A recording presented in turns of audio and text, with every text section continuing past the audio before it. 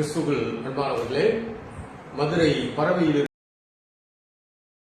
இருக்கிற தூய இம்மானுவேல் ஆலயத்திலிருந்து உங்கள் யாவரையும் அன்போடு கூட வாழ்த்துகிறோம்.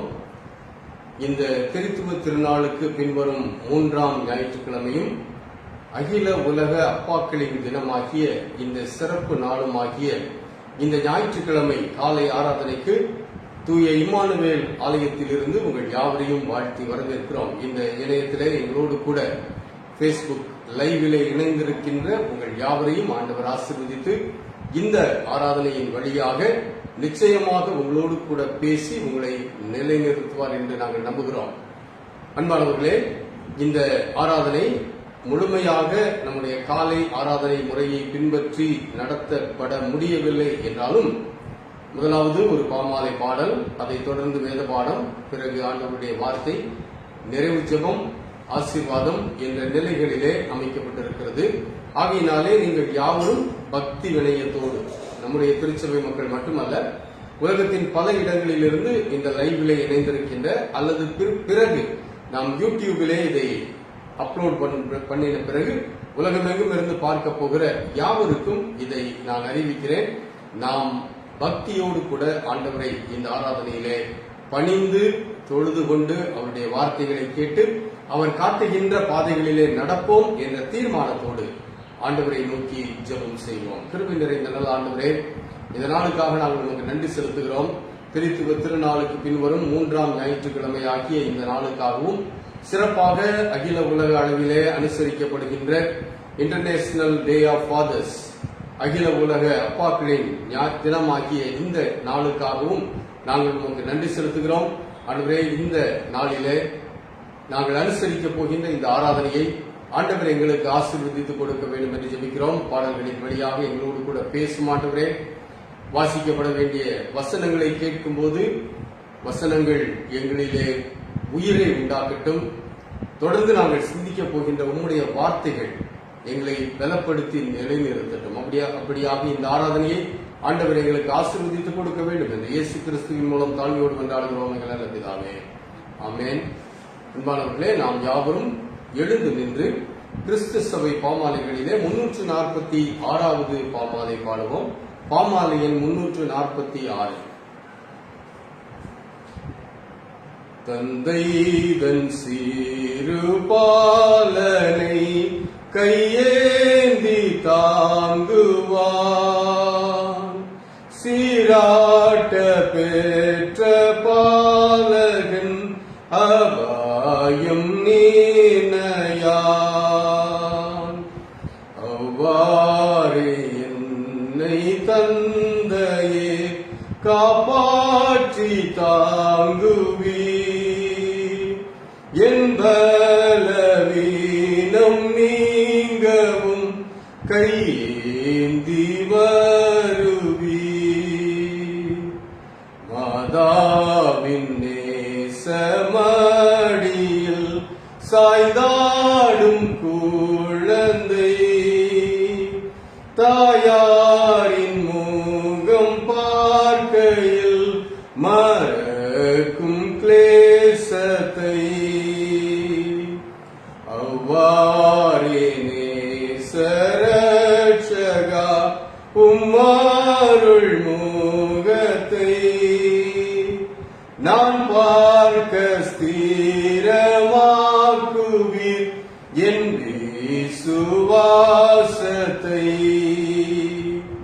தாய் தந்தை பக்கம் பாலரை உட்கார வைக்கும் கால், சந்தோஷித்துள்ளம் களிப்பார் பெற்றோரின் நண்பினால். அவ்வாறே திருப்பாதத்தில்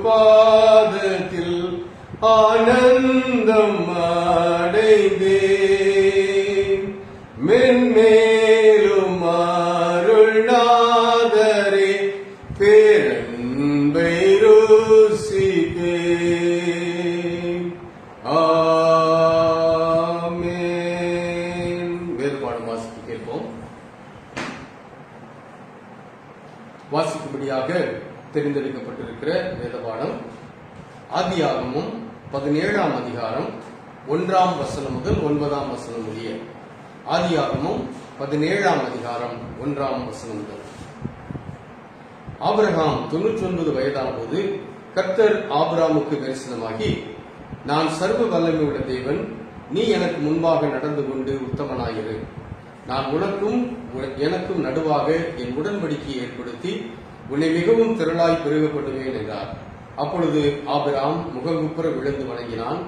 தேவன் அவனோடே பேசி, நான் உன்னோடே பண்ணுகிற என் உடன்படிக்கை என்னவென்றால், நீ திரளான ஜாதிகளுக்கு தகப்பனாவாய். இனி உன் பேர் ஆபிராம் என்னப்படாமல் நான் உன்னை திரளான ஜாதிகளுக்கு தகப்பனாக ஏற்படுத்தினபடியால் உன் பேர் ஆபிரகாம் எனப்படும். உன்னை மிகவும் அதிகமாய் பலுக பண்ணி உன்னிலே ஜாதிகளை உண்டாக்குவேன். உன்னிடத்திலிருந்து ராஜாக்கள் தோன்றுவார்கள். உனக்கும் உனக்கு பின்வரும் உன் சந்ததிக்கும் நான் தேவனாய் இருக்கும்படி எனக்கும் உனக்கும் உனக்கு பின் தலைமுறை தலைமுறையாக வரும் உன் சந்ததிக்கும் நடுவே என் உடன்படிக்கையை நித்திய உடன்படிக்கையாக ஸ்தாபிப்பேன். நீ பரதேசியாய் தங்கி வருகிற கானான் தேசம் முழுவதையும் உனக்கும் உனக்கு பின்வரும் உன் சந்ததிக்கும் நித்திய சுதந்திரமாக கொடுத்து நான் அவர்களுக்கு தேவனாய் இருப்பேன் என்றார். பின்னும் தேவன் ஆபிரகாமை நோக்கி, இப்பொழுது நீயும் உனக்கு பின் தலைமுறை தலைமுறையாக வரும் உன் சந்ததியும் என் உடன்படிக்கையை கை கொள்ளுங்கள் என்றார் என்பது. கிறிஸ்துவுக்குள் அன்பானவர்களே, ஆண்டவராகிய இயேசு கிறிஸ்துவின் இனிய நாமத்திலே உங்கள் யாவரையும் மீண்டுமாக வாழ்த்துகிறேன். இந்த நாள் ஒரு சிறப்பான நாளாக அகில உலகம் முழுவதிலும் அனுசரிக்கப்படுகின்றது, அப்பாக்களின் தினம். இந்த சிறப்பான நாளிலே அனைத்து தகப்பன்மாரையும் ஆண்டவராகிய இயேசு கிறிஸ்துவின் திருநாமத்திலே நான் வாழ்த்துகிறேன். ஆண்டவர் ஒரு உயரிய ஸ்தானத்தை நமக்கு கொடுத்திருக்கிறார். நமக்கு ஆண்டவர் எப்படி பிதாவாய் இருக்கிறாரோ அதே போல அந்த ஸ்தானத்தை குடும்பத்திலே அப்பாக்களாகிய தகப்பன்மாராகிய நமக்கு கொடுத்திருக்கிறார். இது ஒரு பக்கத்திலே நாம் பெருமைப்பட்டு அகமகிழ வேண்டிய ஒரு காரியம் என்றாலும், இன்னொரு பக்கத்திலே இதில் இருக்கிற பொறுப்புகளை நாம் நுணுக்கமாய் ஆராய்ந்து அந்த ஸ்தானத்திற்கு ஏற்புடைய நிலையிலே நாம் வாழ்ந்து கொண்டிருக்கிறோமா என்பதையும் நாம் நிதானித்து பார்க்க அழைக்கப்படுகிறோம். ஆண்டவருக்கு இணையான உலகத்திற்கு படைப்புக்கு அவர் தகப்பன். ஆண்டவர் நம்முடைய கரத்திலே கொடுத்திருக்கின்ற குடும்பத்திற்கு என்னை போன்ற என் அருமையான சகோதரர்கள் நாம் இன்றைக்கு அதற்கு பிதாவாக தகப்பனாக அப்பாவாக இருக்கிறோம். ஆக நம்முடைய கரத்திலே இந்த பொறுப்பு கொடுக்கப்பட்டிருக்கிறது என்றால் நாம் எவ்வளவு எச்சரிக்கையோடு ஜாக்கிரதையோடு இந்த தகப்பன் என்ற இந்த பொறுப்பை நாம் நிறைவேற்ற வேண்டும். உலக மக்கள் இன்றைக்கு அப்பாக்களை குறித்து மிகவும் புகழ்ந்து புகழாரம் பாடுவார்கள். எதையும் வெளியே காட்டாதவர், எல்லாவற்றையும் உள்ளேயே வைத்துக் கொண்டிருப்பவர், பொறுப்புகளை சுமப்பவர், குடும்பத்தை எல்லாம் தலைமையில் வைத்து இவர்தான் நடத்தி கொண்டிருக்கிறார் என்றெல்லாம் இன்னைக்கு நீங்க பேஸ்புக்லயும் யூடியூப்லயும் போனீங்கன்னா நிறைய அப்பாக்களை குறித்த உயர்வான காரியங்கள் சொல்லப்பட்டிருக்கு. உண்மை. என்னுடைய அப்பாவை குறித்து நான் சொல்ல வேண்டுமானால் இப்படிப்பட்ட காரியங்களை சொல்லுவேன். ஆனால் வாலிப பிராயத்திலே அப்பா என்றால் அவர் கொஞ்சம் பிடிக்காதவர் தான். ஏன்னா இதுலயும் கடுமையாக இருப்பார். அம்மாவை நம்ம ஈஸியா ஏமாத்திடலாம், ஆனா அப்பாவை அப்படி ஈஸியா ஏமாற்ற முடியாது. எதையும் அவர் வெளிப்படையாய் சொல்ல மாட்டார். எல்லாத்தையும் அவரே வைத்து ஒரு மாதிரி நடத்திட்டு போவார். அதனால அப்பா என்றால் கொஞ்சம் நம்ம தள்ளிதான் நிற்போம். ஆனா இப்போ அந்த அப்பா அப்படி இருந்ததினாலே இன்றைக்கு நான் எப்படி இருக்கிறேன் என்பதை நினைத்து பார்க்கும்போது என் அப்பா இன்றைக்கு நல்லவராய் இருக்கிறார். அன்றைக்கு நல்லவராய் தெரியல, ஒரு கொடுமைக்காரராக பிடித்து விரட்டுபவராக காணப்பட்டவர். ஆனால் இன்றைக்கு பொறுப்புகள் வந்து வாழ்க்கையின் அடுத்தடுத்த நிலைகளுக்கு செல்லும் போதுதான் அந்த அப்பாவின் அருமை நமக்கு தெரிகிறது. அதிலும் சிறப்பாக அப்பாக்கள் இல்லாத போதுதான் அவர்கள் விட்டு சென்ற அந்த வெற்றிடம் என்பது நமக்கு மிகுந்த வேதனை தருவதாயிருக்கிறது. ஆக அப்பா என்ற ஒரு ஸ்தானம் குடும்பத்திலே மிக முக்கியமான ஒரு ஸ்தானம். ஒரு சில குடும்பங்களிலே இந்த அப்பாக்கள் வேறு விதமாய் நடந்து கொண்டிருக்கிறார்கள், கிறிஸ்தவ குடும்பங்களிலும். ஆனால் அதிகமான குடும்பங்களிலே இந்த அப்பாக்கள் ஓரளவு தங்களுடைய பொறுப்பை நிறைவேற்றி உலக கடமைகளை சரியாய் செய்கின்றவர்களாய் இருக்கிறார்கள். அதே வேளையிலே அது மட்டும் ஆண்டவருடைய பிள்ளைகளாக ஆண்டவர் அமைத்துக் கொடுத்திருக்கின்ற இந்த வாழ்வில் பொறுப்பு பெற்ற அப்பாக்களாக கிறிஸ்தவ அப்பாக்கள், பெயரளவிலே கிறிஸ்தவர்களாக இருக்கிற அப்பாக்கள் அல்ல, உண்மையாகவே நான் ஆண்டவருடைய பிள்ளை என்று சொல்லுகின்ற அப்பாக்களுக்கு சில நிறைவேற்ற வேண்டிய பொறுப்புகள் உண்டு என்பதை நாம் வேதத்திலே புரிந்து கொள்கிறோம். உலக பிரகாரமான பொறுப்புகளை நிச்சயமாய் நிறைவேற்ற வேண்டும். அதே வேளையிலே தன்னுடைய குடும்பத்திற்கு நித்திய நிலையான ஆசீர்வாதத்தை பெற்றுக் கொடுக்க வேண்டிய ஒரு மிக உன்னதமான பொறுப்பும் அப்பாக்களுக்கு உண்டு. அதையும் தவற விட்டுவிடக் கூடாது. எப்படி அப்பாக்களாகிய நீங்கள் பார்த்து பார்த்து உங்கள் குடும்பத்திற்கு வேண்டியதை செய்கின்றீர்களோ, அதுல இப்ப இருக்கிற இந்த கொரோனா காலத்துல வருமானம் சரியில்லாத சூழ்நிலையிலும் மனைவிக்கும் பிள்ளைகளுக்கும் ஒரு குறைவும் வந்துவிடக் கூடாது என்று அங்க ஓடி இங்க ஓடி கஷ்டப்பட்டு நீங்க பெரும் பிரயத்தனம் செய்கின்றீர்கள். உங்களை பாராட்டுகிறேன், வாழ்த்துகிறேன். ஆனால் அதே வேளையிலே உலக பிரகாரமாக நீங்கள் கொடுக்கின்ற அந்த ஆசீர்வாதங்களோடு கூட ஆண்டவருடைய ஆசீர்வாதத்தையும் நீங்கள் பெற்றுக் கொடுக்கின்றவர்களாக இருக்க வேண்டும். அதுவும் அப்பாக்களுக்கு ஆண்டவர் வைத்திருக்கின்ற ஒரு பெரும் பொறுப்பு. அன்பானவர்களே, நான் உலக பிரகாரமான காரியங்களை மட்டும் நிறைவேற்றிவிட்டேன் என்று நீங்கள் சொல்வீர்களானால் ஒரு 50% தான் நீங்க நிறைவான ஒரு தகப்பனாய் இருக்கிறீர்கள் என்பது பொருள்.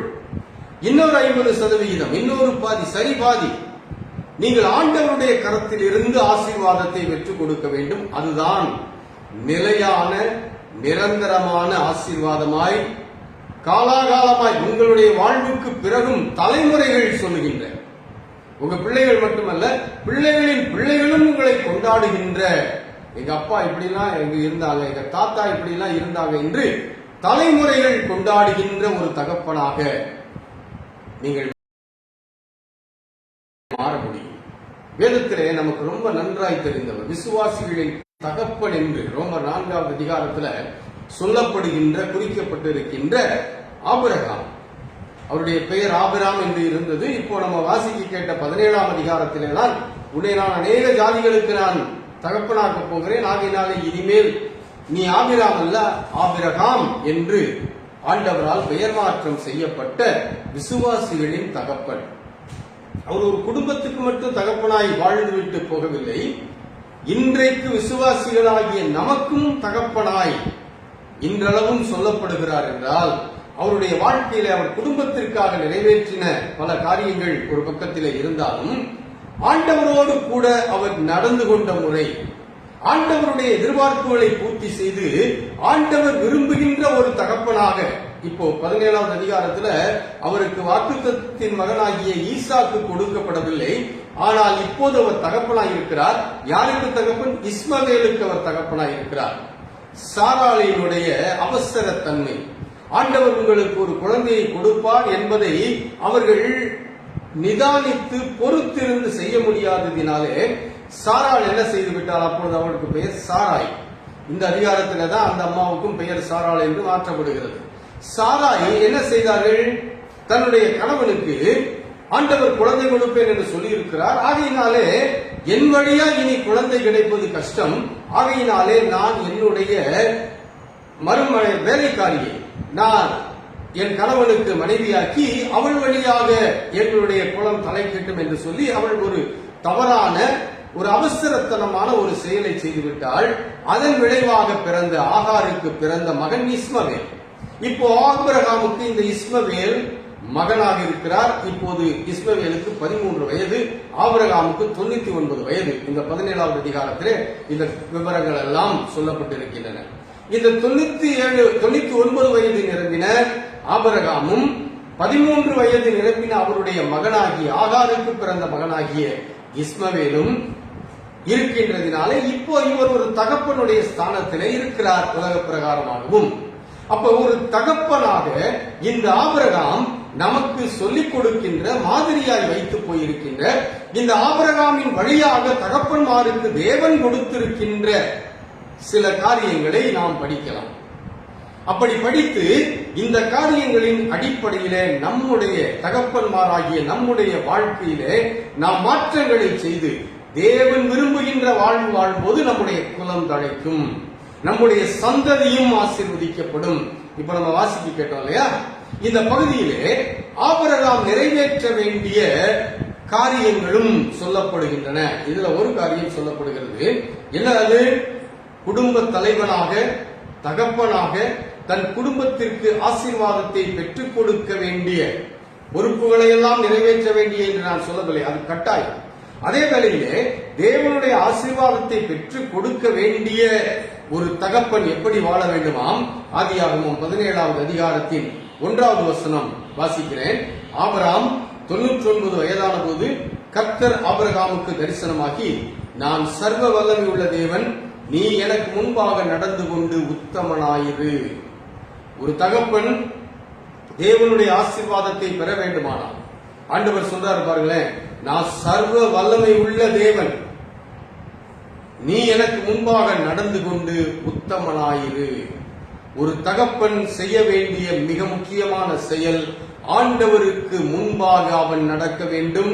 அவனுடைய எல்லா பொறுப்புகளுக்கு மத்தியிலும், ஒருவேளை நீங்க சொல்லலாம், என்னுடைய வேலை ஸ்தலத்துல தலைமையில வேலை இருக்குது, என் குடும்ப பொறுப்புகள் எனக்கு அதுக்கு மேல இருக்குது, எல்லாம் இருந்தாலும் அதெல்லாம் நாம் சுமக்க வேண்டிய காரியங்கள், சுமக்க வேண்டிய சுமைகள், அதை தூக்கி வச்சிட முடியாது. அந்த பொறுப்புகளில் இருந்து நாம் வெளியில வந்துட முடியாது. நாம் ஆண்கள் என்று எப்படி கொண்டாடுகிறோமோ அப்படி அந்த கொண்டாட்டம் நடக்கும் போதே நான் இந்த பொறுப்புகளை நிச்சயமாய் செய்து நிறைவேற்ற வேண்டும் என்று அது உள்ளுக்குள்ள இம்ப்ளைடு, அதை ஒண்ணுமே செய்ய முடியாது. ஆனா அதே வேளையில நான் என் உலகம் சார்ந்த பொறுப்புகளும் என் குடும்ப சார்ந்த பொறுப்புகளும் எனக்கு முக்கியம் என்று மட்டும் இருக்காமல், சர்வ வல்லமை உள்ள தேவனுக்கு முன்பாக, யாரவர்? இந்த ஸ்தானத்தை எனக்கு ஏற்படுத்தி கொடுக்கிறவர், உங்களுக்கு ஏற்படுத்தி கொடுக்கிறவர். இது ஒரு பெரும் பொறுப்பு மிக்க ஒரு ஸ்தானம், இது ஒரு பெரும் பரிசு. உங்களுக்கு எனக்கு ஒரு பெரிய கௌரவம். நான் அப்பா என்று சொல்வதில் எவ்வளவு கௌரவம் இருக்கிறது இல்லையா, எவ்வளவு ஆணவம் இருக்கிறது இல்லையா. இந்த ஆணவத்திற்கும் கௌரவத்திற்கும் யார் காரணம்? நம்மால் வந்தது கிடையாது. சர்வ வல்லமை உள்ள தேவன் நமக்கு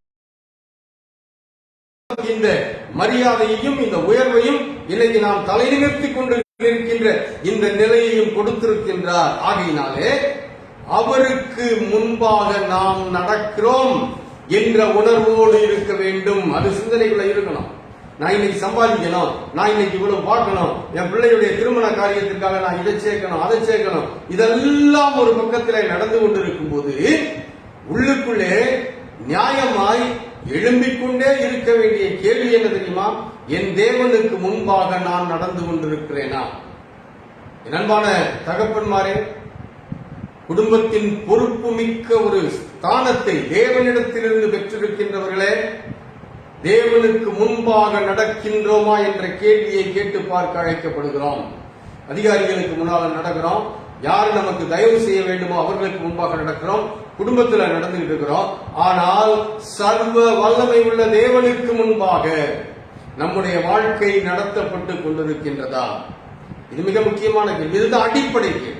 நம்முடைய வாழ்க்கையின் ஆசீர்வாதங்கள், உங்கள் கையில் பிரயாசங்கள், நீங்க போராடி போராடி மிகுந்த ஸ்ட்ரெயின் பண்ணி எத்தனையோ பேர்த்த வசவு வாங்கி எத்தனையோ பேர் போனால கை கட்டி நின்று, இதெல்லாம் வெளியில தெரியல. நீங்க வடிக்கின்ற கண்ணீர் வெளியே தெரியல, நீங்க சுமக்கின்ற சுமை வெளியே தெரியல. எல்லாத்தையும் சுமந்து ஒரு அழகான குடும்பத்தை நடத்தி கொண்டிருக்கின்றீர்களே, தேவனுக்கு முன்பாக நீங்கள் எப்படிப்பட்ட வாழ்வு வாழ்கின்றீர்கள்? இதெல்லாம் உங்க குடும்பத்தில் ஆசீர்வாதமாய் மாற வேண்டுமானால், மாறி இருக்க வேண்டுமானால், தேவனுக்கு முன்பாக நீங்கள் நடக்க வேண்டிய நடத்தை மிக மிக முக்கியம். ஆண்டவர் அதை எதிர்பார்க்கிறார், தகப்பனிடத்திலிருந்து எதிர்பார்க்கிறார். ஒரு தகப்பன் இஸ்மவேலுக்கு தகப்பனாகிய ஆபிரகாமின் இடத்திலே தேவன் எதிர்பார்க்கிறார், நீ எனக்கு முன்னால் நடந்து கொண்டு. இன்னைக்கு வாழ்க்கை எங்க இருக்குது? யாருக்கு முன்னால் நடந்துகிட்டு இருக்கிறோம்? உலகத்திற்கு முன்னால் நடக்கிறோமா? உறவுகளுக்கு முன்னால நடக்கிறோமா? குடும்பத்துக்கு முன்னால நடக்கிறோமா? அல்லது உயர் அதிகாரிகளுக்கு முன்னால நடக்கிறோமா? சக நண்பர்களுக்கு முன்னால நடந்து கொண்டிருக்கிறோமா? அதை விட முக்கியமாக நாம் எங்கே நம்முடைய வாழ்க்கையை நடத்துகிறோம் என்பதை இன்றைக்கு நின்று நிதானித்து பாருங்க. வாழ்க்கை தேவனுக்கு முன்பாக இருக்க வேண்டும். தேவனுக்கு முன்னால எப்படி இருக்கணும்? இப்போ ஒரு பெரிய அதிகாரிக்கு முன்னால எப்படி நடப்போம், வெளியில நண்பர்களுக்கு முன்னால அல்லது வேண்டாதவங்களுக்கு முன்னால ஒவ்வொரு இடத்துலயும் ஒரு மாதிரி நடந்துட்டு இருப்போம் இல்லையா. அங்க நம்ம பேசுற பேச்சு ஒரு மாதிரி இருக்கும், நடக்கிற நட ஒரு மாதிரி இருக்கும், நம்ம ஸ்டைல் வேற மாதிரி இருக்கும். ஆனா அதிகாரிக்கு முன்னால வந்து நிற்கும் போது வெளியில இருந்து அந்த உருவமா அந்த நபரா இப்ப இங்க இருக்கிறாருன்னு எல்லாரும் ஆச்சரியப்படக்கூடிய நிலையில ஒரு வித்தியாசமான நிலையில வந்து நிற்போம் இல்லையா. அதுக்கு பிறகு என்ன அங்க நிற்கும் போது எப்படி நடக்கிறோம். அப்ப நம்முடைய வாழ்க்கை இப்ப எங்க நிக்கணும் தெரியுமா? முதலாவது சர்வ வல்லமை உள்ள தேவனுக்கு முன்பாக அங்க எல்லாத்தையும் உடைச்சு போடுங்க. உங்க ஸ்தானத்தை உடைச்சிருங்க, உங்க அகங்காரங்களை உடைச்சு போடுங்க, எல்லாத்தையும் உடைச்சு போட்டுட்டு அவருக்கு முன்னால பணிந்து குனிந்து நில்லுங்க. எதுக்கு தெரியுமா? அவர் அதை எதிர்பார்க்கிறார். அதை கொடுத்தவர், இந்த ஸ்தானத்தை கொடுத்தவர், தகப்பன் என்ற ஸ்தானத்தை கொடுத்தவர், அவருக்கு முன்னால நீங்களும் நானும் நிற்க வேண்டும். எதுக்கு தெரியுமா? அது நம்முடைய கடமை. அந்த கடமையை செய்தால் தான் நம்முடைய குடும்பம் ஆசீர்வதிக்கப்படும். நம்ம சம்பாதிச்சு நம்ம கொடுக்கிற பணத்துல வேறங்க. ஆனா உண்மையான ஆசீர்வாதம், தலைமுறைகள் தோறும் வர வேண்டிய ஆசீர்வாதம் எப்ப கிடைக்கும் தெரியுமா? இந்த சர்வ வல்லமை உள்ள தேவனுக்கு முன்னால நீங்களும் நானும் நிற்கும் போதுதான். அது மட்டும் இல்ல, நின்னு அடுத்து சொல்றாரு, உத்தமனாயிரு. ஆபிரகாமுக்கு இது சொல்லி இருக்க தேவையா என்ற ஒரு கேள்வியை கேட்போமானால், என்னை பொறுத்த வரைக்கும் நான் என்ன சொல்லுவேன் தெரியுமா? அது வரைக்கும் ஆபிரகாம் உத்தமனா தாங்க இருந்தாரு. ஆதியாகமம் 12வது அதிகாரத்துல 11வது அதிகாரத்துல கடைசியில அவரை பற்றி சொல்லப்படுகிறது. 12வது அதிகாரத்துல நீ உன் தகப்பன் வீட்டையும் உன்னுடைய எல்லாத்தையும் விட்டுட்டு நீ நான் காட்டும் இடத்துக்கு நீ வான்னு சொன்ன உடனே அவர் மறு பேச்சு பேசாம புறப்பட்டு வந்தார். 13வது அதிகாரத்தை படிப்போமானால், லோத்தின் மந்தை மேய்ப்பருக்கும் இவருடைய மந்தை மேய்ப்பருக்கும் இடையில பிரச்சனை வருது. பிரச்சனை வரும்போது அவர் லோத்தை பார்த்து சொல்றாரு, எப்பா உன் மேய்ப்பருக்கு என் மேய்ப்பருக்கு வாக்குவாதம் வேண்டாம், நாம் சகோதரர், நீ எங்க போறியோ போயிடு, நீ கழிச்சு போட்டதை நான் எடுத்துக்கிறேன். ஒரு வல்லமை பொருந்தின ஒரு மனிதன், லோத்தை காட்டிலும் அதிகாரம் அடைத்த ஒரு மனிதன் இந்த ஆபிரகாம். அவர் பார்த்து யோபோடு வாழுல ஒழுங்கா இருக்க சொல்லு, இல்லைன்னா நடக்கிறது வேறன்னு சொல்லி மிரட்டிருக்கான். ஆனா அவர் அப்படி சொல்லலைங்க. நாம் சகோதரர், நீ சூஸ் பண்ணிக்க, உனக்கு எது நல்லதுன்னு நீ படுதோ எல்லாத்தையும் எடுத்துட்டு போப்பா, நீ விட்டுட்டு போனதை நான் எடுத்துக்கிறேன். ஆண்டவர் அவர் ஆசீர்வதித்தார். ஆக இந்த ஆபிரகாம் என்பவருடைய வாழ்க்கையை நீங்க கொஞ்சம் கொஞ்சமா படிச்சுட்டு வந்தீங்கன்னா, அவர் உத்தமனா தான் இருக்கிறாரு. அவருடைய எந்த குறையும் காணப்படல. அவர் உத்தமனா தான் இருக்கிறாரு. ஆண்டவர் வந்து பேசுறாரு, ஆண்டவர் அவரோடு தூதர்கள் வழியாக இடைப்படுகிறார், அவருக்கு நம்பிக்கை கொடுக்கிறார், உனக்கு ஒரு சந்ததி வரும் என்றெல்லாம் கொடுக்கிறார். உத்தமனா இல்லாம அதெல்லாம் கொடுத்துருப்பாரா? ஆனாலும் இந்த 17வது அதிகாரத்துக்கு வரும்போது அவர் என்ன சொல்றாரு, இன்னும் ஒன்னு நான் ஆசீர்வதிக்க போறேன் ஆபிரகாம். அப்பாவாகி ஆபிரகாமே, உன்னை குடும்ப வாழ்க்கையிலும் ஆசீர்வதிக்க போகிறேன். அது மட்டும் இல்ல, விசுவாசிகளின் தகப்பனாவுக்கும் நான் ஆசீர்வதிக்கணும். அப்படின்னா நீ எனக்கு முன்னால உத்தமனாயிரு. நண்பான அப்பாக்களே, எப்படி இருக்கிறோம்? ஆண்டவருக்கு முன்னால நம்முடைய வாழ்வு இருக்கிறதா? முதல் கேள்வி. இரண்டாவது, உத்தமர்களாய் வாழ்ந்து கொண்டு இருக்கிறோமா? சும்மா நம்ம மனசுக்கு தோணுனபடி வாழ்ந்து கொண்டு இருக்கிறோம் என்றால் குடும்பத்திற்கு நிலையான ஆசீர்வாதத்தை கொண்டு வர தவறிவிட்டோம் என்பதுதான் பொருள். கடந்த ஆண்டு அப்பாக்களின் தினத்திலே பேசின செய்தி எனக்கு ஞாபகம் வருகிறது. போன வருஷம் 21ஆம் தேதி 21/6/2020 இது போல ஒரு அப்பாக்களின் ஞாயிற்றுக்கிழமை, அதுவும் ஆண்டவருடைய வழிநடத்துதலினாலே இப்படி ஒரு ஆன்லைன் ஆராதனையாகத்தான் நடைபெற்றது. இப்ப ஆலயத்தில் நான் பேசியிருந்தேன் அப்படின்னா அன்னைக்கு அது போயிருந்திருக்கோம். இப்போ இது ஆன்லைன்ல இருக்குது, பேஸ்புக் பேஜ்லயும் இருக்குது, யூடியூப் பேஜ்லயும் இருக்குது. 21/6/2020 அந்த தேதியில் உள்ள ஆராதனை எடுப்பீர்களானால் கடந்த ஆண்டு அப்பாக்களின் தினத்திலே நாம் தியானித்த தியானம் அங்கே இருக்கிறது. அங்க ஒரு தகப்பனாரை குறித்து அன்றைக்கு நான் பகிர்ந்து கொண்டேன். ஆசாரிய ஊழியம் செய்த ஒரு பெரிய மனிதன். ஆனால் அந்த தகப்பன் தன்னுடைய பிள்ளைகளை சரியாய் வளர்க்க தவறிவிட்டதினாலே அந்த 2 பிள்ளைகளுக்கும் கிடைத்த சாபம், ஒரே நாளில் செத்து போவீர்கள் நடந்துச்சு. யாருக்கு தெரியுமா? ஒரு பெரிய ஆசாரியன் ஏலி. சாமுவேலின் தாயார் அன்னாள் ஆலயத்திலே போய் ஜெபிக்கும் போது அவள் மதுவெறியில் அவருக்கு ஜெபம் பண்றாளோடு நினைத்தவர், சாமுவேலை வளர்த்தவர். தன்னுடைய 2 மகன்களாகிய ஓப்னி பினேகாஸ் என்ற அந்த 2 பேரையும் அவர் சரியாய் வளர்க்க தவறிவிட்டார். அவர்களும் ஆசாரியர்களாக ஆலயத்திற்கு வந்தவர்களிடத்திலே தவறாக நடந்து காணிக்கைகளை அருவருப்பாய் எண்ண வைத்தார்கள் என்று 1 சாமுவேலின் புத்தகம் 3ஆம் அதிகாரத்திலே சொல்லப்பட்டிருக்கிறது. இந்த சம்பவத்தை எடுத்து படித்தோம் கடந்த ஆண்டு. திரும்பவும் போய் தயவு செய்து படிங்க. சில காரியங்களை எல்லாம் மறந்துடக்கூடாது. சில முன்னுதாரணங்களை எல்லாம் நாம் மனதில் இருந்து எடுத்து விடக்கூடாது. இந்த ஏலி ஒரு நல்ல முன்னுதாரணம். எதுக்கு தெரியுமா? எப்படி வாழக்கூடாது என்பதற்காக. எப்படி நான் வாழ்ந்தால் என் குடும்பம் அழியும் என்பதற்கு ஒரு மாதிரியாக வைக்கப்பட்ட ஏலி. பிள்ளைகளை சரியாய் வளர்க்காததினாலே அந்த குடும்பம் 2 வாலிபர்களும் ஓப்னி பினேகாஸ் என்ற 2 வாலிபர்களும் ஒரே நாளில் செத்து போனார்கள். வேதம் சொல்லுங்க, படிச்சு பாருங்க. 1 சாமுவேல் 3. உத்தமனாய் தேவனுக்கு முன்பாக நடந்தார் ஏலி. ஆசாரிய ஊழியம் செஞ்சார். உத்தமனாய் இருந்தார், இருந்திருக்கலாம். ஆனால் பிள்ளைகளை அவர் ஆசீர்வாதத்தின் பாதையிலே கொண்டு வராதபடி போய்விட்டாரே. அது ஒரு எச்சரிக்கையான தகப்பன். அந்த தகப்பனை போல வாழக்கூடாது. ஆனா இங்க ஒரு தகப்பன் சொல்லப்படுகிறார். இவருடைய வாழ்வை நான் ஏற்கனவே சொன்னேன். ஆரம்பத்திலிருந்தே அழகான ஒரு வாழ்வு. இன்னும் ஆண்டவர் அவரிடத்துல சொல்றாரு, நீ உத்தமனாயிரு. என் அன்பான தெய்வ மக்களே, நீங்க எப்படிப்பட்ட அப்பாவா இருந்தாலும் சரி, குடும்பத்திற்கு உழைத்து உழைத்து நீங்க ஓடா தேஞ்சி போன அப்பாவா இருந்தாலும் சரி, அல்லது உங்களுக்கு ஆண்டவர் கொடுத்திருக்கின்ற ஒரு நல்ல சம்பிரமமான வாழ்வின் வழியாக உங்கள் குடும்பத்தை உயர்த்தி நிலைநிறுத்தி இருக்கின்ற அப்பாவா இருந்தாலும் சரி, நீங்க யாரா இருந்தாலும் சரி, உங்களுக்கு 2 அடிப்படை தகுதி வேணும். ஒண்ணு, நீங்க ஆண்டவருக்கு முன்னால நிக்கணும். இன்னொன்னு, உத்தமர்களாய் நீங்கள் வாழ வேண்டும். அதுதான் உங்கள் குடும்பத்தை தழைக்க செய்யும். ஏன் எப்படி இருந்தாருன்னு நமக்கு தெரியல. ஆனா இந்த உத்தமனாய் நடந்து வந்த இந்த ஆபிரகாம் இன்னும் ஆண்டவரிடத்தில் எதிர்பார்க்கப்படுகிறார். என்ன ஆண்டவர் சொல்றாரு? இன்னும் நீ உத்தமனாயிரு.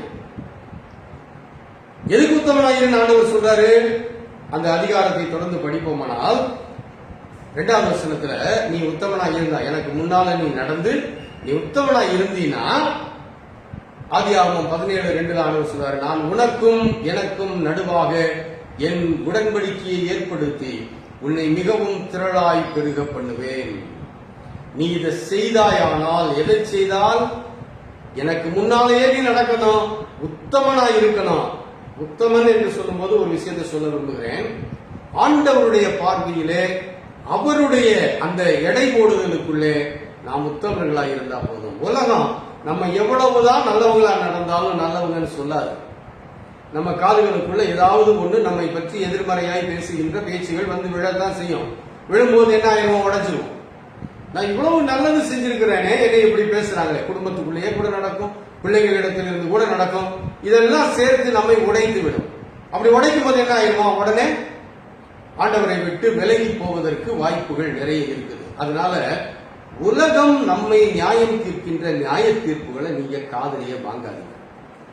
அது மனிதர்களுடைய வார்த்தை. அது நம்மை உடைத்து விடும், நம்மள ஒண்ணும் இல்லாம ஆக்கிறோம். அந்த வார்த்தைகளை பத்தி நீங்க கவலைப்படாதீங்க. ஆண்டவர் தானே நம்மள உத்தமனா என்று சொல்லியிருக்கிறாரு. அவருடைய எடை அளவுகோல் வித்தியாசம். அவருடைய அளவுகோல் என்பது உலகம் நிதானிக்கின்ற நிதானம் அல்ல. அவர் என்ன சொன்னார்? கொஞ்சத்திலே உண்மையாயிரு. கொஞ்சம்ங்கிறதுக்கு அளவு என்ன இருக்குது? அப்ப அவர் பார்க்கின்ற பார்வை எப்படிப்பட்ட பார்வை? நம்மிடத்திலே கொஞ்சமேனும் உத்தமம் இருந்தால், கொஞ்சமேனும் உண்மை இருந்தால், அவருடைய பார்வை நம்மை அநேகத்திலே அதிகாரியாய் வைக்கின்ற பார்வை. ஆக உலகத்தின் நியாய தீர்ப்புக்கு நீங்க செவி கொடுத்து, நான் இவ்வளவு உழைச்சு கொள்றேன், இவ்வளவு நான் நல்லவனா இருக்கிறேனே, உத்தமன்னு சொல்ல மாட்டாங்க. நீங்க அதை எதிர்பார்க்காதீங்க. உலகம் உங்களை இன்னைக்கு உங்களை தூக்கி வச்சு கொண்டாடுங்க, நாளைக்கு தூக்கி போட்டு உடைச்சிட்டு போகும். இது உலகம். யாரையும் நம்ம மனிதர்களை திருப்திப்படுத்த முடியாது. ஆனா நம்ம திருப்திப்படுத்த வேண்டிய ஒரே ஒரு நபர் இருக்கு. யார் தெரியுமா? அவரை மட்டும் நம்ம அதைத்தான் பார்க்கறதே கிடையாது. அவரை திருப்திப்படுத்தணும்னு நினைக்கிறது இல்லை. உலகத்தை திருப்திப்படுத்தணும், என் கையில் இருக்கிற பொறுப்புகளை திருப்திப்படுத்தணும், குடும்பத்தை திருப்திப்படுத்தணும். இப்படியே பார்த்து பார்த்து இன்னைக்கு உடைஞ்சு போய் உட்கார்ந்து. யார் உத்தமனா இருக்க அழைக்கிறது? உலகம் இல்லை, உத்தமன். ஆண்டவர் சொல்றாரு, எனக்கு முன்னால் நீ நடந்து உத்தமனாயிரு. அவர் பார்க்கும் பார்வை வேறு, அவர் அளக்கும் அளவு வேறு, அவர் நம்மை நிதானிக்கும் நிதானம் வேறு. ஆகையினால இதையெல்லாம் கேட்டு மனமடி வாங்கிறாதீங்க. நீங்க உங்களுக்கு கொடுக்கப்பட்டிருக்கிற கொஞ்சம் உத்தமத்துல நீங்க நடந்தீங்கன்னா கூட ஆண்டவர் உங்களை அநேகத்திலே அதிகாரியாக வைத்து இந்த ஆபிரகாமுக்கு கொடுத்த ஆசீர்வாதங்களை எல்லாம் உங்களுக்கு கொடுப்பார். 100க்கு 100 பெர்ஃபெக்ஷன் அவர் எதிர்பார்க்கல. அது நமக்கு கொடுக்க முடியாதுன்னு அவருக்கு தெரியும். அதனாலதான் கொஞ்சத்தில் உண்மை என்று சொன்னவர் கொஞ்சத்தில் உத்தமனாய் இருந்தாலே, அப்ப நம்ம அவருக்கு முன்னால அந்த நடக்கு அவருக்கு முன்னால நிற்கும் போது அந்த உத்தமம் தன்னால வரும். அவரை பார்த்து அவருக்கு முன்னால நடுங்கி நிற்கும் போது நம்ம எப்படி அடி எடுத்து வைக்கணும், நம்ம எப்படி செய்யணும். பெரியார்களுக்கு முன்னால வினோதமா நடக்கும்னு சொன்னேன் இல்லையா? அப்ப அந்த இடத்துல தவறு செய்ய வாய்ப்பு இருக்குதா? இல்லையே. அது ரொம்ப உத்தமம். அவங்க பாக்குறாங்க அப்படின்னா ரொம்ப உத்தமங்களா இருக்கும். நம்ம பேச்சு நம்ம ரொம்ப பவ்யமா இருக்கு இல்லையா? நீ ஆண்டவருக்கு முன்னால வந்து நில்லுங்க. உத்தமம் என்பது தன்னால உங்க வாழ்க்கையில வரும். அதுக்கு அவர் போடுகின்ற மதிப்பெண்ல உங்க வாழ்க்கையை உங்க சந்ததியை ஆண்டவர் ஆசீர்வதிப்பார். அவர் என்ன சொல்றாரு? நீ உத்தமனா நடந்தினா நான் உன் கூட உடன்படிக்கை ஏற்படுத்துவேன், உன்னை பெருக பண்ணுவேன். எத்தனை பெரிய ஆசீர்வாதம் ஐயா! உன்னோடு கூட நான் உடன்படிக்கை ஏற்படுத்துவேன். ஒரு ஆண்டவர், சர்வ வல்லமை பொருந்தின ஆண்டவர், அவர் படைச்ச ஒரு படைப்பு, ஒரு குடும்ப தலைவன், ஒரு அப்பா. அந்த அப்பாவோடு நான் உனக்கு எனக்கு ஒரு உடன்படிக்கை ஏற்படுத்துறேன்னு சொல்றாரு. அந்த உடன்படிக்கை என்பது ஒரு பெரிய நம்மளால செய்ய முடியாத ஒண்ணு இல்ல. இந்த அதிகாரத்துல நம்ம படிப்போமானால் அந்த உடன்படிக்கை என்பது ரொம்ப எளிதான ஒன்று. அதை ஆபிரகாம் செய்து முடித்து ஆசீர்வதிக்கப்பட்டார். கடைசியில் அதை பார்த்து படிக்கலாம். அப்ப ஆண்டவர் நம்மை படைத்தவர், அவருக்கு முன்னால் நடந்து உத்தமனா இரு என்று நம்மை அழைக்கின்ற நம்முடைய ஆண்டவர் நம்மோடு கூட உடன்படிக்கையை ஏற்படுத்துகிறார். அப்ப ஒரு தகப்பன் என்ன செய்யணும் தெரியுமா? ஆண்டவர் சொல்வதை நிறைவேற்றும் தகப்பனாய் வாழ்ந்து தன்னுடைய கடமைகளை நிறைவேற்ற வேண்டும். ஒரு தகப்பனுடைய முக்கியமான பொறுப்புகளிலே முதலாவது பொறுப்பு. இன்றைக்கு இந்த செய்தியை இந்த ஒரு குறிப்போடு இன்றைக்கு நான் நிறுத்துவேன். இதனுடைய அடுத்த 2 குறிப்புகளை ஆண்டவருக்கு சித்தமானால் வருகிற ஞாயிற்றுக்கிழமை காலை ஆராதனையிலே நான் தொடர்ந்து படிப்போம். ஒரே நேரத்தில் எல்லாத்தையும் படிச்சு ஒரேதான் நம்ம எல்லாத்தையும் உள்ள வாங்கிட்டு அதை செயல்படுத்துவதற்கு திணற வேண்டாம். இன்னைக்கு இந்த ஒரு குறிப்பு, இந்த ஒரு குறிப்பிலேயே நிறைய இருக்கு. ஒரு தகப்பன் எப்படிப்பட்டவராக இருக்க வேண்டும்? தன்னுடைய பொறுப்புகளை நிறைவேற்றி ஆண்டவருடைய ஆசீர்வாதத்தை குடும்பத்திற்கு பெற்றுக் கொடுக்கின்ற ஒரு தகப்பன் எப்படிப்பட்ட தகப்பனாய் இருக்க வேண்டும்? ஆண்டவர் சொல்வதை செய்யும் தகப்பனாய் இருக்க வேண்டும்.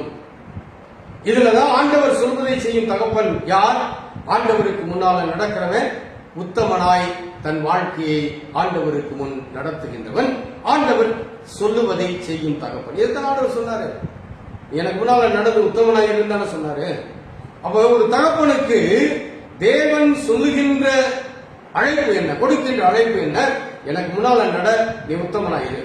அப்படி இருந்தால் உன் குடும்பம் ஆசீர்வதிக்கப்படும். அப்ப ஆசீர்வாதத்தை பெற்றுத் தருகின்ற ஒரு தகப்பன் ஆண்டவர் சொல்வதை செய்யும் தகப்பனாய் இருக்க வேண்டும். இருக்கிறீங்களா? உங்க வாழ்க்கை ஆசீர்வதிக்கப்படணும்னு விரும்புறீங்க இல்லையா? உங்க வாழ்க்கை உங்க சந்ததி தலைக்கணும்னு விரும்புறீங்க இல்லையா? நீங்க எப்படிப்பட்ட தகப்பனாய் இருக்க வேண்டும்? ஆண்டவர் சொல்வதை செய்யும் தகப்பன். ஆண்டவர் என்ன சொல்லியிருக்கிறாரு? எனக்கு முன்னால நட, என்ன உத்தமனாயிரு. அப்படி நடந்தால் அவர் என்ன செய்வாரா? நம்ம கூட உடன்படிக்கை ஏற்படுத்துகிறார். அடுத்தவர் என்ன சொல்றாரு? உன் சந்ததியை நான் பெருக பண்ணுவேன். அன்பானவர்களே, சந்ததி பெருக்கம் என்பது இன்றைக்கு ஒரு மிகப்பெரிய ஆசீர்வாதம். திருமணமான கொஞ்ச நாட்களிலேயே அந்த திருமண தம்பதியினரிடத்திலே கேட்கின்ற கேள்வி என்ன?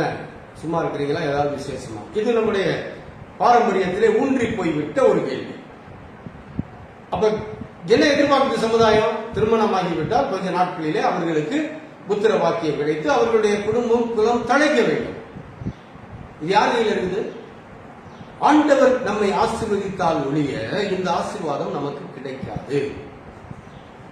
இதை ஆண்டவர் அவருடைய சொல் கேட்டு அவர் சொல்வதை செய்யும் தகப்பன்களுக்கு ஒரு ஆசீர்வாதமாய் கொடுக்கிறார். எதை கொடுக்கிறார்? உன்னை மிகவும் திரளாய் பெருக பண்ணுவேன். அன்பானவர்களே, எவ்வளவு பெரிய வாக்கியம் இல்லையா? இந்த வாக்கியத்திற்கு விலை இல்லைங்க. இந்த வாக்கியத்திற்கு ஒரே ஒரு செயல் உண்டு. ஆண்டவர் சொல்வதை செய்யும் தகப்பனாய், ஆண்டவருடைய வார்த்தைக்கு கீழ்ப்படிந்து நடக்கிற தகப்பனாய் நீங்க மாறுவீர்களானால் உங்கள் சந்ததியை ஆண்டவர் பெருக பண்ணுவார். அது மட்டுமல்ல, அவர் என்ன சொல்றாரு, 6வது வசனம், இன்னும் நிறைய இருக்கு, நீங்க படிச்சு பாருங்க. உன்னை மிகவும் அதிகமாய் பலுக பண்ணி உன்னிலே ஜாதிகளை உண்டாக்குவேன், உன்னிடத்திலிருந்து ராஜாக்கள் தோன்றுவார்கள். ஆண்டவருடைய சொல் கேட்டு ஆண்டவர் விரும்புகின்ற உத்தமத்திலே நடக்கின்ற ஒரு தகப்பனுடைய சந்ததியிலிருந்து ஆண்டவர் என்ன சொல்றார் பாருங்க, உன்னிலே ஜாதிகளை உண்டாக்குவேன், உன்னிலிருந்து உன் குலம் தழைக்கும், நீ தழைத்து செழித்து தலைமுறை தலைமுறையாய் வாழ்வாய், எங்கேயும் உனக்கு சோடை இருக்காது. அது மட்டுமல்ல, உன்னிடத்தில் இருந்து ராஜாக்கள் தோன்றுவார்கள். அப்படின்னா என்ன அர்த்தம்? உன் குடும்பத்தில் இருந்து, உன் சந்ததியில் இருந்து மற்றவர்களை ஆளுகை செய்யக்கூடிய ராஜாக்கள் என்பது இன்றைக்கு ராஜாக்கள் இல்ல, ஆபிரகாம் காலத்தில் ராஜாக்கள் இல்ல. ஆனா இந்த வார்த்தைக்கு அர்த்தம் என்ன? ஆளுகை செய்கின்றவர்கள், பொறுப்புகளை நிர்வகிக்கின்றவர்கள். ஒரு கம்பெனியில மேனேஜர் அப்படின்னா அவர் யாரு? அவர் தான் அங்க ராஜா, அவர் தான் அதை நிர்வகிக்கிறார். அத்தனை பேரையும் அவர் மேனேஜ் பண்ணுவதோடு கம்பெனியின் வருமானத்திற்காகவும் இவர்களை ஒருங்கிணைத்துக் கொண்டு செல்கின்றார். அப்ப பொறுப்பு மிக்க பதவிகளை, பொறுப்பு மிக்க ஸ்தானங்களை ஆண்டவர் உங்கள் குடும்பத்தில் உள்ளவர்களுக்கு கொடுத்து உங்களை தழைக்க செய்வார். எப்போது? நீங்கள் ஆண்டவர் சொல்வதை செய்யும் தகப்பனாய் இருக்கும் போது. ஐயா, நான் உலக பிரகாரமா எல்லாத்தையும் செய்வேன், என்னுடைய கடமைகளை எல்லாம் நான் 100க்கு 100 நிறைவேற்றுவேன். நல்லது, அது உங்க பொறுப்பு. அந்த பொறுப்பு நீங்க செஞ்சுதான் ஆகணும். கடமைக்கு நீங்க பலனை எதிர்பார்க்காதீங்க, அது நீங்க செஞ்சுதான் ஆகணும். அது உங்களை விட்டா வேற யார் செய்ய போறா? நீங்க தான் செய்யணும். ஆனா அதே வேளையில இந்த தேவனுடைய ஆசீர்வாதத்தை பெற்றுத் தருவது என்பது ஒரு வித்தியாசமா, அதுவும் உங்க கையில் இருக்குது. அதையும் நீங்கள் நிறைவேற்றுகின்றீர்களா? இன்னைக்கு அதுல நிறைய தகப்பன்மார் ஓட்ட விட்டாச்சு. இன்னைக்கு குடும்பத்துல தேவனுடைய ஆசீர்வாதம் குறைவு குறைவு குறைவு என்று சொல்வதற்கு காரணம் என்ன? இன்னைக்கு ஆண்டவர் வெளிப்படுத்துகிறார். அப்பாக்களுடைய நிலை என்ன? தேவன் சொல்லுவதை செய்யும் அப்பாக்களாய் வாழ்கின்றோமா? வருஷத்துக்கு ஒரு தடவை அப்பாக்களின் ஞாயிறை கொண்டாடி விட்டு அப்பாக்களுக்கு போடப்படுகின்ற வாழ்த்துக்களை எல்லாம் பார்த்து கண்ணீர் வடித்து விட்டு பெருமைப்பட்டு விட்டு கிடைக்கிற கிஃப்ட்களை வாங்கி அப்படியே மன மகிழ்ச்சியா இருந்து விட்டு போவது ஒரு அப்பாவின் நிலை அல்ல. ஆசீர்வாதத்தை பெற்றுக் கொடுக்க வேண்டும். தேவனுடைய வார்த்தைகளுக்கு கீழ்ப்படிந்து தேவனுக்கு முன்பாக உத்தமனாய் நடந்து தேவன் கொடுக்கின்ற ஆசீர்வாதமாகிய உன்னிலிருந்து ஜாதிகள் தோன்றும், உன்னிலிருந்து ராஜாக்கள் தோன்றுவார்கள், உன் சந்ததியை பெருக பண்ணுவேன், உன்னோடு நான் ஒரு உடன்படிக்கை ஏற்படுத்துவேன், நீயும் நானும் ஒன்னா உட்கார்ந்து ஒருத்தருக்கு ஒருத்தர் என்ற நிலையிலே என்று ஆண்டவர் இறங்கி வருவது எத்தனை பெரிய ஆசீர்வாதம். அது மட்டுமா? ஜாதிகள் தோன்றுவார்கள் என்று சொன்னதோடு மட்டுமல்ல, 7வது வசனத்தில் சொல்றாரு, உனக்கு பின்வரும் உன் சந்ததிக்கும் நான் தேவனாயிருக்கும்படி எனக்கும் உனக்கும் உனக்கு பின் தலைமுறை தலைமுறையாய் வரும் உன் சந்ததிக்கும் நடுவே என் உடன்படிக்கையை நித்திய உடன்படிக்கையாய் ஸ்தாபிப்பேன். எப்ப ஆபிரகாமே, நீ எனக்கு முன்னால நடந்துட்ட, அதனால உனக்கு நான் ஒரு ஆசீர்வாதத்தை கொடுக்கிறேன். இப்ப உன் கூட உட்கார்ந்து நான் ஒரு உடன்படிக்கை பண்றேன், நீ அதை செஞ்சுட்ட அப்படின்னா நான் உன்னை ஆசீர்வதிக்கிறேன் என்ற நிலையில் அல்ல. எவ்வளவு அழகா அந்த வசனம் சொல்லுது பாருங்களேன். உனக்கும் உனக்கு பின்வரும் உன் சந்ததிக்கும் நான் தேவனாய் இருக்கும்படி எனக்கும் உனக்கும் உனக்கு பின் தலைமுறை தலைமுறையாக வரும் உன் சந்ததிக்கும் நடுவே என் உடன்படிக்கையை நித்திய உடன்படிக்கையாக நிலைநிறுத்துவேன், ஸ்தாபிப்பேன். இந்த உடன்படிக்கை உனக்கு எனக்கு மட்டும் இல்ல, உன் குலம் தலைத்து ஓடும் இல்லையா, அத்தனை இடத்திலையும் நான் இதை நித்திய உடன்படிக்கையாய், மாறாத ஸ்திரமான உறுதியான உடன்படிக்கையாய் தலைமுறைகள் தோறும். எத்தனை பெரிய ஆசீர்வாதம். ஐயோ, என் குடும்பத்தில் இருந்த இப்படி ஒரு ஆள் இருந்தாரு, அவருடைய சாபத்தை தான் இன்னைக்கு நாங்க அனுபவிச்சிருக்கோம். எத்தனை குடும்பம் சொல்லிட்டு இருக்குது தெரியுமா? எங்க தாத்தா இப்படி நடந்தாரு, எங்க தாத்தா இப்படி தவறு பண்ணினார், அதனுடைய விளைவு என்ற 2-3 பேர் சொல்லி இருக்கிறாங்க. இன்னைக்கு வரைக்கும் எங்க குடும்பம் தலைக்கல. 4 தலைமுறை ஆயிடுச்சு, 5 தலைமுறை ஆயிடுச்சு, அது 2வது தலைமுறை. நாங்க இன்னும் ஒரு விதமான பிரச்சனையில பிடியில சுகம் இல்லாம ஒரு மாதிரி இருக்கிறோம் நாங்க. காரணம் அவர் செய்த தவறு, ஒரு தகப்பன் செய்த தவறு. ஆனா ஒரு தகப்பன் தேவனுக்கு முன்பாக உத்தமனாய் நடந்தானால், தேவன் சொல்வதை கேட்பானால், தேவன் சொல்லுகின்ற ஆசீர்வாதம் என்ன? உன் குலம் தலைக்கும் அப்பா. 8வது வசனம், நீ பரதேசியாய் தங்கி வருகிற கானான் தேசம் முழுவதையும் உனக்கும் உனக்கு பின்வரும் சந்ததிக்கும் நித்திய சுதந்திரமாக கொடுத்து நான் அவர்களுக்கு தேவனாய் இருப்பேன் என்றார். அன்பானவர்களே, எத்தனை பெரிய பெரிய ஆசீர்வாதம்! யாருக்கு? ஆண்டவருக்கு முன்பாக நடக்கின்ற, ஆண்டவர் விரும்புகின்ற உத்தமத்தை வாழ்க்கையிலே கடைபிடிக்கின்ற, தேவன் சொல்வதை செய்யும் தகப்பனுக்கு. ஆபிரகாமே, நீ இதுவரைக்கும் நீ நல்லா நடந்து வந்த, இனிமேலும் இப்படி நடந்துட்டீங்கன்னா உங்களோட உடன்படிக்கையை ஏற்படுத்த உன்னை பெருக பண்ணுவேன், உன்னிலிருந்து ஜாதிகளும் ராஜாக்களும் தோன்றுவார்கள், நித்திய உடன்படிக்கை, தலைமுறை தலைமுறையா உனக்கு எனக்கும் உடன்படிக்கை ஏற்படுத்துவேன், உனக்கும் உன் சந்ததிக்கும் தேவனாயிருப்பேன்னு சொன்னார்.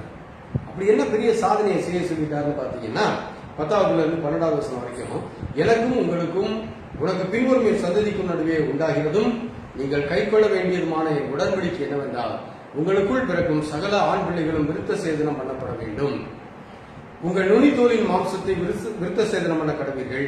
அது எனக்கும் உங்களுக்கும் உள்ள உடன்படிக்கைக்கு அடையாளமாய் இருக்கும். பெரிய சாதனையை செய்ய சொல்லல, ஒரு சாதாரணமான ஒரு செயலை சொன்னாரு. ஆபிரகாம் அதை செய்து முடித்து விட்டார். 23வது வசனத்துல, அப்பொழுது ஆபிரகாம் தன் குமாரனாகிய இஸ்மவேலையும் தன் வீட்டிலே பிறந்த யாவரையும் தான் பணத்திற்கு கொண்ட அனைவருமாகிய தன் வீட்டில் உள்ள ஆண் பிள்ளைகள் எல்லாரையும் சேர்த்து தேவன் தனக்கு சொன்னபடி அவர்கள் நுனித்தோலின் மாம்சத்தை அந்நாளிலே தானே விருத்த சேதனம் பண்ணினான். ஆண்டவர் சொன்னதை சிம்பிளா செய்து முடித்து விட்டார். ஆண்டவர் சொல்லுகின்ற காரியங்கள் அவ்வளவுதான் இருக்கும். நம்ம என்னமோ பெரிய பெரிய சாதனையெல்லாம் அவர் நம்மளை செய்ய சொல்லிடுவார்னு நினைச்சு பயந்துட்டு இருக்கிறோம் இல்லையா? அவருக்கு தெரியும் நம்ம ஒண்ணும் செய்ய முடியாது. அதனால நமக்கு செய்யக்கூடிய எளிதான, ரொம்ப நம்மளால முடியக்கூடிய காரியங்களை தான் அவர் சொல்லுவாரு. பயம் இல்லாம அவருக்கு கீழ்படிச்சு, ஆண்டவரே இனிமே என் வாழ்க்கையில உங்களுக்கு தான் சாமி, உங்க முன்னால மட்டும்தான் நான் இனி நிற்பேன், அதுக்கு பிறகுதான் மற்றவங்களுக்கு முன்னால நிற்பேன், உங்க முன்னால இருந்து நான் விலக மாட்டேன். அதே போல நீங்க விரும்புகின்ற உத்தமத்தை நான் என் வாழ்க்கையில கட்டாயமாய் கடைபிடிப்பேன். அந்த உத்தமத்துல இருந்து நான் வெளியில போயிட மாட்டேன். ஆண்டவரே தீர்மானம் எடுக்கிறேன். அப்பாக்களே, குடும்பம் என்ற ஒரு பெரும் பொறுப்பை ஆண்டவர் நம்முடைய கரத்திலே கொடுத்திருக்கிறார். எதற்காக? நம்ம சரியா கொண்டு போவோம்னு நம்மளை நம்பி கொடுத்திருக்கிறார். நாம் நினைத்துக் கொண்டிருக்கிறது உலக பிரகாரமான பணிகளை நாம் நிறைவேற்றி விட்டால் எல்லாம் சரியாய் போய்விடும் என்று. அது மட்டும் போதாது. இன்னொரு பக்கத்துல நம்ம செய்ய தவறின அல்லது கொஞ்சம் செய்திருக்கின்ற, இன்னும் செய்ய நிறைய பாக்கி இருக்கின்ற ஒரு பெரும் பொறுப்பு, ஒரு காரியம் இருக்குது. இன்னைக்கு ஆண்டவர் அதை நமக்கு சொல்லிக் கொடுத்திருக்கிறார். என்ன தெரியுமா? ஆண்டவர் சொல்வதை செய்யும் தகப்பனாய் நம்முடைய பொறுப்புகளையும் நிறைவேற்ற வேண்டும். உலக பிரகாரமான பொறுப்புகளை எப்படி நிறைவேற்றமோ அதே போல தேவனுடைய ஆசீர்வாதத்தை பெற்றுத்தரும் தகப்பனாய் ஒரு தகப்பன் இருக்க வேண்டுமானால் தேவன் சொல்வதை செய்யும் தகப்பனாய் இருக்க வேண்டும். ஆண்டவருக்கு முன்னால நடக்கணும், உத்தமர்களாய் இருக்கணும். அப்படி இருந்தால் தேவன் கொடுக்கின்ற பெரிய ஆசீர்வாதம் நம்மோடு கூட உடன்படிக்கை ஏற்படுத்துகிறார். நம்முடைய திரளாய் பெருகப்படுகிறார். ஜாதிகளும் ராஜாக்களும் நம்முடைய தலைமுறைகளில் இருந்து தோன்றுவார்கள். காலாகாலமாய் நித்திய உடன்படிக்கையை உண்டாக்குகிறார். நமக்கும் நம்முடைய சந்ததிக்கும் அவர் தேவனாயிருப்பேன் என்று சொல்கிறார். இந்த ஆசீர்வாதத்தை வாங்கி கொடுக்க வேண்டியதும் நம்முடைய கடமை இல்லையா? தகப்பன்களாகிய நம்முடைய கடமை இல்லையா? வெறும் உலக பிரகாரமான செயல்களை செய்வது மட்டுமல்ல, சம்பாதிச்சு கொடுப்பது மட்டுமல்ல, இந்த தேவ ஆசீர்வாதத்தையும் பெற்றுக் கொடுக்க வேண்டியது நம்முடைய கடமை அல்லவா? சாராளை கூப்பிட்டு ஆண்டவர் சொல்லலையே, ஆபிரகாமை கூப்பிட்டு தானே சொன்னாரு, நீ இப்படி இருந்தீனா உன் சந்ததியை ஆசீர்வதிப்பேன். என் அன்பான தெய்வ மக்களே, அப்பாக்களே, இந்த நாள் நம்மை உலகம் தலையில வச்சு நினைவு கூறுகின்ற ஒரு நாள். அதே வேளையிலே தேவன் நம்மை செய்ய சொல்லுகின்ற காரியங்களை நினைவுபடுத்தி இந்த நாளிலே தேவன் நம்மை சரியான அப்பாக்களாக உலக பிரகாரமான ஆசீர்வாதத்தையும் தேவன் தருகின்ற ஆசீர்வாதத்தையும் குடும்பத்திற்கு பெற்றுத் தருகின்ற தேவன் சொல்வதை செய்கின்ற அப்பாக்களாக வாழ நினைவுபடுத்தி இருக்கின்ற ஞாயிற்றுக்கிழமை. ஆண்டவருடைய வார்த்தைக்கு கீழ்ப்படிவோமா? ஆண்டவருடைய வார்த்தைக்கு இணங்குவோமா? ஆண்டவருடைய வார்த்தைக்கு நாம் அப்படியே நம்மை விட்டுக் கொடுப்போமா? உங்கள் குடும்பம் தழைக்கும். ஜெபம் செய்வோம். நல்ல ஆண்டவரே, இந்த நாளுக்காக நன்றி செலுத்துகிறோம். திருத்துவ திருநாளுக்கு பின்வரும் 3ஆம் ஞாயிற்றுக்கிழமை ஆகிய இந்த நாள் அகில உலக அளவிலே நினைவு கூறுகின்ற அப்பாக்களின் ஞாயிறாகிய இந்த நாள் எங்களுடைய வாழ்க்கையிலே நாங்கள் அவ்வப்போது மறந்து போகின்ற சில காரியங்களை, தேவனிடத்தில் விரும்புகின்ற முக்கியமான காரியத்தை அப்பாக்களாகிய எங்களுக்கும் குடும்பத்தில் உள்ளவர்களுக்கும் நினைவுபடுத்தினதே அதற்காக நன்றி செலுத்துகிறோம். இந்த ஞாயிற்றுக்கிழமையின் வழியாக ஆண்டவர் எங்களுக்கு கொடுத்திருக்கின்ற இந்த செய்திக்காக நன்றி சுவாமி. நீர் விரும்புகின்ற ஒரு அப்பாவாக நாங்கள் வாழும்போது எங்களுடைய வாழ்க்கையில் எங்களுடைய குடும்பத்தை நாங்கள் ஒரு நிறைவான ஆசீர்வாதத்தின் பாதையிலே கொண்டு செல்கிறோம் என்பதை இந்த நாளிலே எங்களுக்கு கற்றுக் கொடுத்தீரே. நன்றி சுவாமி. இந்த பாடங்களை நாங்கள் மறக்காமல் எங்கள் குடும்பத்திற்கு உலக பிரகாரமான மற்றும் ஆவிக்குரிய நிலையிலான ஆசீர்வாதங்களை பெற்றுக் கொடுக்கின்ற தகப்பனாக நாங்கள் எங்கள் பணியை எங்களுடைய இந்த நிலையிலே நாங்கள் நீர் நிலைநிறுத்தியிருக்கின்ற இந்த நிலைக்குரிய செயலை நாங்கள் செய்வதற்கு எங்களுக்கு கிருபைதான். இம்மானுவேல் ஆலய அங்கத்தினர்கள் யாவரையும் உடைய கரத்திலே கொடுக்கிறோம். எங்களுடைய ஆலயத்தில் உள்ள அப்பாக்கள் ஒவ்வொருவரையும் உடைய கரத்திலே கொடுக்கிறோம். வயது முதிர்ந்த அப்பாவில் இருந்து இப்போது நீர் கொடுத்திருக்கின்ற புதிய ஆசீர்வாதத்தை தங்கள் வாழ்க்கையிலே அனுபவிக்க ஆரம்பித்திருக்கின்ற அப்பாக்கள் வரைக்கும் ஒவ்வொருவரும் இந்த நாளிலே நீர் எங்களுக்கு கற்றுக் கொடுத்திருக்கின்ற இந்த பாடத்தை நாங்கள் மறக்காமல் செயல்படுத்தி நீர் விரும்புகின்ற அப்பாக்களாக நாங்கள் வாழ்வதற்கு எங்களுக்கு நீர் கிருபைதாரும். அப்படிப்பட்ட நிலையிலே வாழ்ந்து எங்கள் குடும்பங்களை ஆசீர்வாதத்தின் பாதையிலே கொண்டு செல்கின்றவர்களாய் நாங்கள் இருக்கிறோம். ஆண்டவரே, எங்களுடைய திருச்சபையில் ஒவ்வொருவருக்காக நாங்கள் ஜெபிக்கிறோம். பெரியவர்களிலிருந்து சிறு குழந்தைகள் வரைக்கும் ஒவ்வொருவரையும் நீர் உம்முடைய கரத்திலே வைத்து பராமரித்து பாதுகாத்துக் கொள்ள வேண்டும் என்று நாங்கள் ஜெபிக்கிறோம். இப்போது சுற்றி நிலவுகின்ற இந்த கொடிய கொள்ளை நோயின் பாதிப்புகளில் இருந்து எங்களை தொடர்ந்து நீர் விடுவித்து காத்துக்கொள்ள சுவாமி. இன்னும் எங்களுக்கு முன்பாக அச்சுறுத்தலாய் வைக்கப்படுகின்ற அடுத்த அலை எல்லாவற்றிலும் இருந்து நம்முடைய பிள்ளைகளாகிய எங்கள் திருச்சபை மக்களை நீர் காத்துக்கொள்ளும். ஆண்டவரே, எங்கள் மக்களை மட்டுமல்ல, இந்த ஆன்லைன் ஆராதனையில் இப்போது இணைந்திருக்கின்ற உலகம் முழுவதிலும் உள்ள மக்களுக்காக சிறப்பாக இன்னும் இதை பிறகு யூடியூபிலும் மற்ற நிலைகளிலும் கேட்கப் போகின்ற ஒவ்வொருவருக்காக நாங்கள் ஜெபிக்கிறோம்.